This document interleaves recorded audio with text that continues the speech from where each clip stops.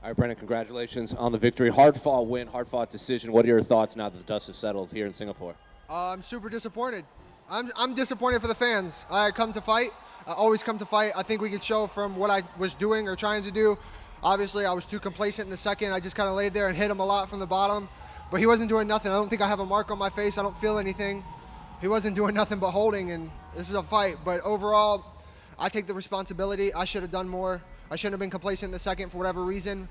But overall, I'm super disappointed in myself, not at him. I know that was his game plan. Fighting a guy like that's always really hard to do because they just want to lay there. They don't really want to do a whole lot. They don't try to improve, really. Every time he tried to improve, I swept him. Anytime I wanted to come up, I come up. But only thing I can really say for him is he had the good single against the cage. I was anticipating it, but I think maybe I worked on it too late. But I started to get that timing at the end and what we worked on. But overall, super disappointed, long-winded. So what type of fight did you – you said you expected that game plan from him, but I guess what type of fight did you expect in there? Because I'm sure you didn't expect, as you just said, for him to just hold you throughout the fight. Yeah, I was expecting him to, if he did get me down, improve position. It's hard to stand up from somebody when they just hold and hold. He tried a couple shots. I moved. As soon as obviously in the second, like I said, I was complacent. But when he did try to hit, I was moving. I was trying. Most of the other time he just held, and I just had to hit him from the elbows, hands. But I was expecting a 15 minutes. But I was expecting to be more dominant. But I keep saying but I was. I felt like when I was on top, I was dominant. When I wanted to move, I moved. And when he gave me space, I moved. I knew nobody can hold me down when they try to give space. Obviously, holding someone's a lot different. You have to create space. And every time he did, I felt like I was up from what I remember. That complacency you said in the second round, was that something that he was doing or something that you were trying to adjust in there? Like, where did that come from in round two? In the second, I didn't want to waste too much energy. The weight cut was pretty hard this time. I don't know, because this is the first time I've ever been out of the country. I don't know if it had to do with that or what it was. But I didn't have my nutritionist with me, but Charles helped me so much at the last bit. But maybe it was more in my head. I don't know. I just know that I didn't want to create so much energy and get tired, because I know that's what he wanted, was for me to get tired. So maybe that's where it's come from, but my responsibility. How bad was the weight cut? Like, how much did you have to cut so close to the weigh-ins? Surprisingly, the weight was low because I got in early, so I was at like 203 when we got in, and I was starting to drop low, so I come back up to hold it at 203. But then they gave me distilled water one day, not the PI, but somebody else. And my nutritionist thinks that's what did it, because that dehydrates you, the distilled water. Between that and a couple other things, they think it was that. But that's no excuse, man. Sure. I still turned it up in the third. I still think I won the first. And overall, from a fighter's perspective, I was trying to hurt him. I was trying to finish. I felt like I was so close one time, but he did a good job at turning in with the rear naked, I think twice. But good on him, you know. Like I said, fighting guys like this is super hard.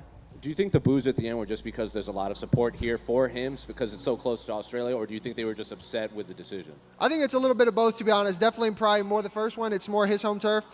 But, man, I am a fan, obviously, but I was the fighter then. And I was still am super disappointed because, man, I don't like to fight like that. I have 20-something pro fights, and none of them have been like that. And I'm disappointed for the fans. I come here to put on shows. All my UFC fights show that. And I'm just disappointed from a fan's perspective. And then, I don't know if you're aware, but since 2019, you just tied Israel Adesanya with 7 wins for the most middleweight wins in that time span. So what do you want next for your career? Hopefully October 6th. That's what I'm looking for, October 6th. I like this guy a lot as a person. I really do. But hopefully Anthony Hernandez, we can get that business cracking October 6th, man. Like I said, I really like this guy. As a person, I think he's a great guy, but business is business. And I hope to get him October 6th. Why? Is it just because you like that matchup? It's like specifically, or ranking-wise, or what else? Matchup-wise, we fought for the LFA belt back a while back, and that's the worst performance of my whole life. Obviously, for circumstances, I'm happy for him that he got that win because of everything that transpired after for his family. But now's a whole different time. I'm a whole different guy, and I just want to fight him again. And finally, what was that mask you walked out with? So the mask was for the people, man. It was for the many. My family has fought for America. You know, they were all in the Marine Corps. They fought in World War II, Vietnam, Desert Storm.